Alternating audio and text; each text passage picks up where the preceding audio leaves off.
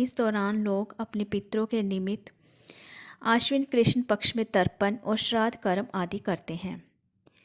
पितृपक्ष में कई रूपों में पितृ हमारे सामने आते हैं, जैसे कि गाय के रूप में, काली चींटियाँ घर में दिखाई दें और कुत्ता दरवाजे पर आए और कोई गरीब व्यक्ति दरवाजे पर आए, तो इन सब रूपों में पितृ हमारे सामने आते हैं, इसलिए हमें इनका अपमान नहीं करना चाहिए।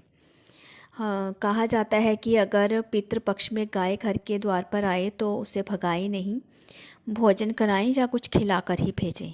गाय के रूप में पितरों का घर आना बेहद शुभ और मंगलकारी माना जाता है। कहते हैं कि गाय की सेवा करने पर 7 पीढ़ियां तर जाती हैं। श्राद्ध पक्ष में घर के बाहर या बालकनी में कौवा आना शुभ माना जाता है। इसे दाना भोजन खाने को दें, इससे पितृ संतुष्ट होते हैं।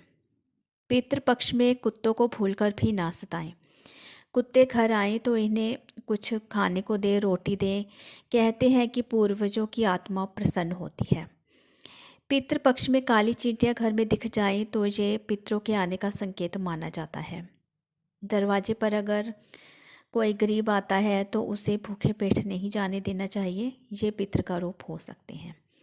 इसलिए हमें पितृपक्ष में पितृ जो हमारे सामने आते हैं उनका ध्यान रखना चाहिए और इनका अपमान नहीं करना चाहिए।